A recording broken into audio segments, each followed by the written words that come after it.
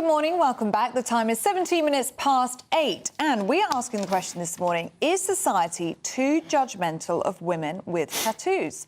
Well, that's the conclusion of a recent article in the Times newspaper in which writer Porna Bell says there's too much stigma around body art. But we're asking, does she have a point? There's no point having any debate on anything. Just have to accept you can do what you want, how you want, when you want, because if you object to anything or raise a concern, where I noticed it was women's football during the World Cup. Oh, yeah.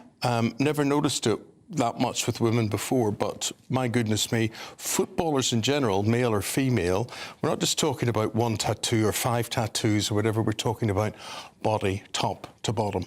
What, the female footballers? Yes. Well, how did I miss that? Oh. Are they all tatted? If they wear short sleeves, or you see it on their thighs, or whatever. My colleague will back me up on this, Paul Coit. I will back you up on that. Women's thighs. Yeah. I think, Ellie, you thought that it was clothing that they were wearing, but they were actually tattoos. That's probably what it was. I must say that hasn't struck me before. Not. Oh, yeah. Well, last year, a YouGov study found that a quarter of people now have tattoos. That's 1 in 4 of us out there.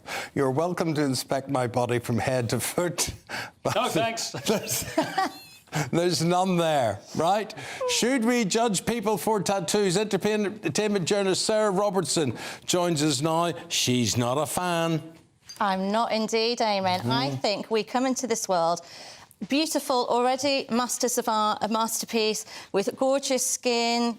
And, you know, we've got this lovely blank canvas, beautiful skin. Why would you want to desecrate that and ruin it with what really are quite ugly tattoos? It's like going up to the Mona Lisa and then drawing a heart on the Mona Lisa's shoulder. And it can you never... wouldn't ruin a piece of art, would you? Well, the thing is, we're all different people in our 20s, Ellie, I think, than we are in our 30s, than we are in our 40s and whatever.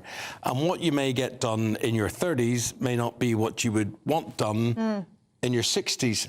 And that, I would worry about that, and I'd also worry about pain. Well, taste changes as well, doesn't it? I mean, I don't particularly like tattoos anyway, but I couldn't choose something now in my 20s that I know I'd like in my 60s. Exactly. It's a risk, isn't it? And there's a reason why it's called a tramp stamp. That's the nickname given to them. They are just vulgar. They're just not classy things, are they? Well... And you see those neo-Nazis in America, and they've got them all over their faces and their necks. There's a man I interviewed once who had his eyeballs, that was his eyeballs, I said, tattooed. So how on earth can you even do that? Exactly, it's disgusting. And it's almost, in a way, it's quite a cliche, really, saying, oh, I've got a tattoo, because you're trying to sort of join in with your favourite rock star or trying to be rebellious. But who are you actually rebelling against? I just don't understand why you want to harm your skin in that way. I think it's up to people if they want it done. I mean, you look at Paul Coit there, you don't know what he's got done and where he's got it done. True. You just don't know to look at. Yeah, you'd never know, would you? It's the quiet ones. My full body inking, you would never have a clue. You never have a clue. Here's Tom Crawford, Dr. Tom Crawford, who says, no, do not judge people because of these tattoos. And plead your case for us, please, Doctor. Well, I just think people should be judged on their ability to do a job or whatever it is that you are interacting them for, the reason you are interacting with them. I think to judge somebody because they have decided to make a personal choice and get a tattoo, I think is incredibly old-fashioned and very, very closed-minded in general. That's what I would say. Doc, could I ask you, because this is my biggest fear, worry, they must hurt. That particularly in sensitive parts of your body, there must be parts of your body that they hurt more than in other parts. Absolutely, yeah. No, I actually have over 100 different designs across my whole body, and I can confirm, yes, anything around the ribs or the stomach area is much more painful than say the arms. But that's a form of self-harm in my eyes. You are harming your skin, aren't you? What's the difference of that than taking a knife and drawing it all over your skin? I wouldn't want anybody to interfere with my inner thighs. No, absolutely not. And other places. I'd yelp in pain. I'd yelp in pain with that. So is that attractive? Does David Beckham stay attractive to you or less attractive because of all of that? I mean, David Beckham is a very, very handsome man, but I have to say the tattoos, there's too many now. They just, they just You don't think it's look like nice. an addiction? It's like a sailor. Yeah, they just look, he just doesn't look nice at all now with them. And it's interesting because Victoria, his wife, she was going down the road of having quite a few. She's had a lot of hers erased off, lasered off. That must be painful too. Well, this is it, you know, so she's caused all that to herself. And Angelina Jolie, for example, who we've just seen, I mean, all of that on the back of her skin with that beautiful dress at an Oscars, it just ruins it. Look at it. It's awful. Doctor, would you accept in any way that addictions could be in play here, or people who are making some sort of cry for help? There's potentially that element to it, but I don't think that is linked specifically to tattoos. I think that will be the case for some people, just as it would in any other situation.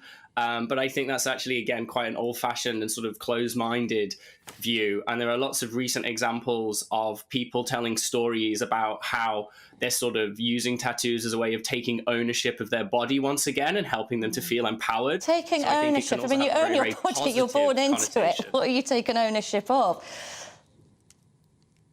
But for some people, again, it's not personally a reason why I am tattooed. I just find it quite a nice way of self-expression.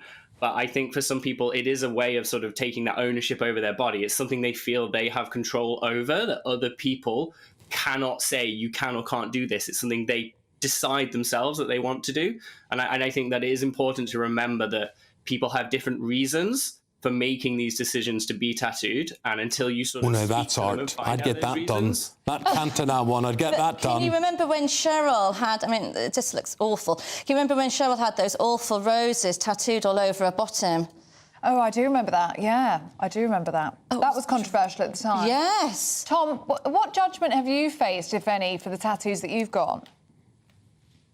So I actually haven't faced anything that I am openly aware of. And I think the fact that I am now teaching maths at the University of Oxford, which is seen, let's say, stereotypically seen as a very traditional role to have, I think that's actually quite powerful for people who have tattoos or are thinking about tattoos, to see that you can still sort of have any job in a sense, and you can still achieve what you want to achieve, because society has now moved to a position where we judge people based on their ability to do a job rather than what they look like. And I think tattoos falls into that category. But Tom, who did your job? Was it a primary school kid or what? It's very simplistic, the stuff that you've got.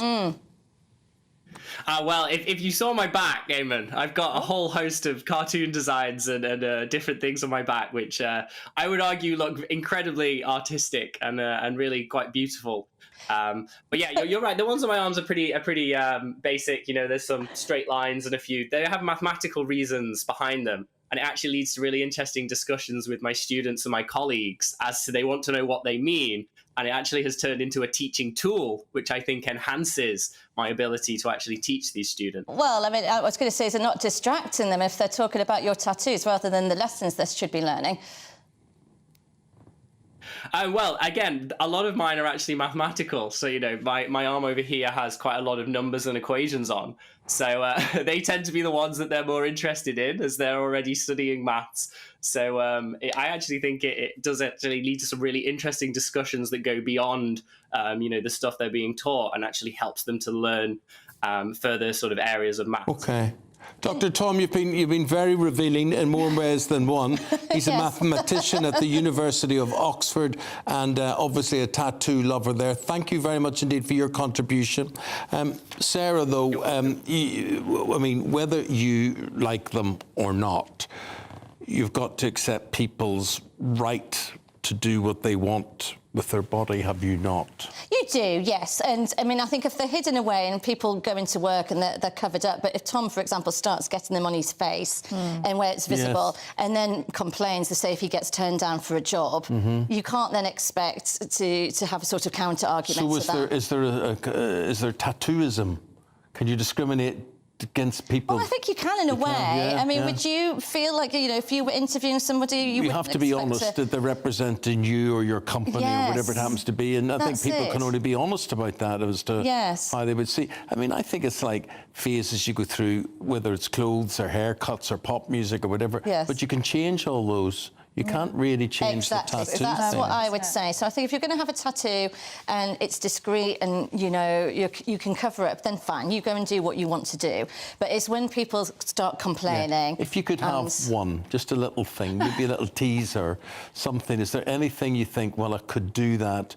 I mean, I have to admit, I think about it and say, what would you put on? No, I wouldn't. I wouldn't want. I don't Do you want not one. have Man U there? No. Oh no, awful! Can you remember when Johnny Depp had Winona Forever, and then when they split up, he had to have Wino Forever, so he had to have the. Sarah, I can imagine you with a little crown or something, though. A little royal crown, tiara, Queen Sarah. Yeah, something like that would be nice. Do you think that would be nice? I am interested, though. Did you feel like Tom broke the mould there, or broke stigma at all? Because he's a professor at the University of Oxford. Yes, I have to say, you don't expect that. But I mean, I was at a wedding a few years ago, and there was a surgeon there who was covered with tattoos as well. Really? And she had bright pink hair. Yeah. And so that was the last thing I was expecting her to say, that she was a surgeon at a hospital. Yes. So I suppose it does challenge stereotypes, doesn't it, when you see people like that. But well, here we are. Dave says, I've just turned 62 years of age, and my daughter and I got a tattoo together. Oh. I have never had a tattoo. However, I now have a Scottish thistle on my left arm. Well, it's better than putting it on your bum. Might be a bit prickly to sit on. If he gets sick of it, he can't see it on his bum, can he? Maybe that's why Cheryl had it done on her bum, because she thought, well, I can't see it. You can just ignore it. Yeah, ignore it then. If it's on your arm, you have to sort of see it a bit more, don't you? But he goes on to say people who hate tattoos are narrow-minded, Sarah. Oh, OK then, right. What do you say to that? Well, I don't think I'm narrow-minded, but... And you've got very delicate, fair skin as well. Exactly. I don't want to desecrate it with horrible... Right, I can see that. I could think it'd be painful. And also, I think it's germs, and you never know, do you, if you go into a tattoo parlour? You don't always 100% know that they're actually clean. Well, Dave is old. Paul says, but what about if you get them young and you get old? That's the worst thing about them. You get the saggy skin. Yeah. You know, things don't stay in the same place, do they? Dave says we saw an elderly lady with an Elvis tattoo on her back. Safe to say it's now a very wrinkly Elvis. And they fade as well. And the colours that you get don't look the same at the end of the day. So I think it's one, if you go in, you have to go in knowing that it's not going to look like that in 20 years, and you're not going to be the same person in 20 years as what you are when you first get them. Or if you get someone's name tattooed, like what Johnny Depp did, and you're not going to stay with them. No. Well, she is Sarah Robertson, and she is tattoo-free. Yes. OK? Proudly so. Proudly so. Any bits of her that I've seen today, I can verify that. Exactly. There's certainly nothing there. Nothing on show. Only jewellery that adorns Thank you very my much skin. indeed, Sarah. Thank you. Sarah. Thank you.